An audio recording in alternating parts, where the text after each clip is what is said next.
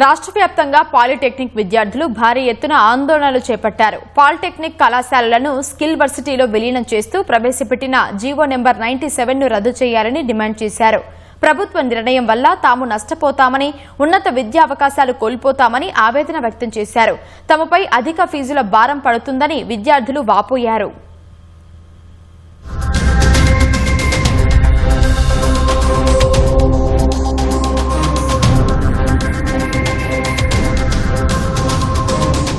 హైదరాబాద్ సహా రాష్ట్ర వ్యాప్తంగా పలు చోట్ల పాలిటెక్నిక్ విద్యార్థుల నిరసనలు తీవ్రమయ్యాయి. పాలిటెక్నిక్, ఐటీఐ విద్యను స్కిల్ వర్సిటీలో విలీనం చేయొద్దని నినదిస్తూ నిరసనలకు దిగారు. శక్తి స్కీమ్ పేరుతో ప్రభుత్వం తీసుకొచ్చిన జీవోను రద్దు చేయాలని కోరారు. లక్షలాది విద్యార్థుల జీవితాలను ప్రభావితం చేసే ఈ నిర్ణయాన్ని ప్రభుత్వం తక్షణం వెనక్కి తీసుకోవాలని డిమాండ్ చేశారు. రామంతపూర్లోని పాలిటెక్నిక్ కాలేజ్ గేటు వద్ద విద్యార్థులు ఆందోళనకు దిగారు. మేడ్చల్ పాలిటెక్నిక్ కళాశాల ఎదుట డీవైఎఫ్ఐ ఆధ్వర్యంలో ధర్నా చేపట్టారు. మాసబ్ ట్యాంక్, సికింద్రాబాద్ సహా నగరంలోని పాలిటెక్నిక్ ప్రాంగణాల ఎదుట విద్యార్థులు భారీ సంఖ్యలో పాల్గొని నిరసనలతో హోరెత్తించారు.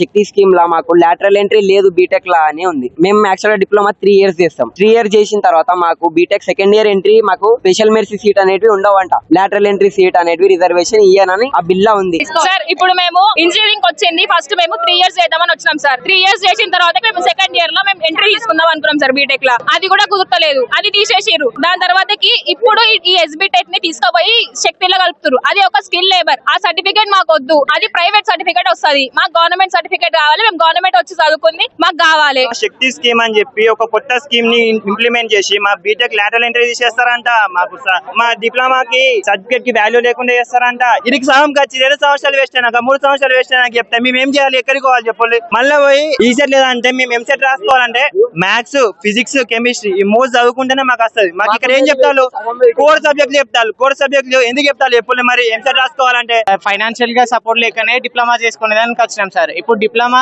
చేసినాక ఇంజనీరింగ్ చాయిస్ లేకపోతే మా లైఫ్ స్పాయిల్ అవుతాయి కదా సార్. చాలా మంది ఎన్నో కళలు కానీ ఇంజనీరింగ్ వస్తారు డిప్లొమాకి. ఈ డిప్లొమాలో మంచి ఈసెట్ ర్యాంక్ మంచి తెచ్చుకొని ఇంజనీరింగ్ మంచిగా చేసి జాబ్ చేసుకోవాలని ఉంటది సార్. ప్రభుత్వం తీసుకొచ్చిన జీవో 97ను నిరసిస్తూ నిజామాబాద్ పాలిటెక్నిక్ కాలేజీ ఎదుట విద్యార్థులు ఆందోళన చేపట్టారు. మహబూబాబాద్ లో కలెక్టరేట్ ముట్టడి ఉద్రిక్తతకు దారితీసింది. హక్కుల కోసం పోరాడుతుంటే పోలీసులు తమపై చేయి చేసుకున్నారని విద్యార్థులు ఆరోపించారు. ఖమ్మం జిల్లా మదిరలో భారీ నిరసన ర్యాలీ చేపట్టి అనంతరం రోడ్డుపై బైఠాయించి నినాదాలు చేశారు. సిద్దిపేట జిల్లా హుస్నాబాద్ లో టెక్నికల్ ఎడ్యుకేషన్ను శక్తిలో విలీనం చేయొద్దంటూ మానవహారంగా ఏర్పడి నినాదాలు చేశారు.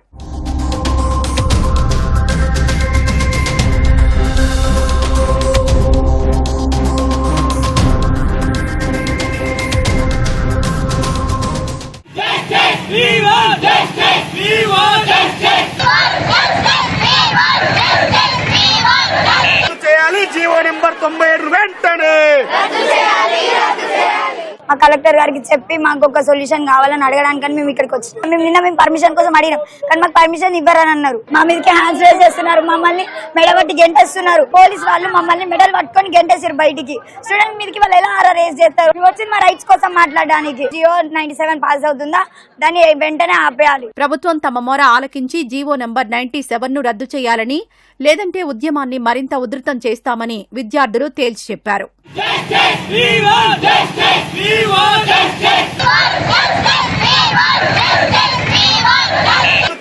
జీవో నెంబర్ 97 వెంటనే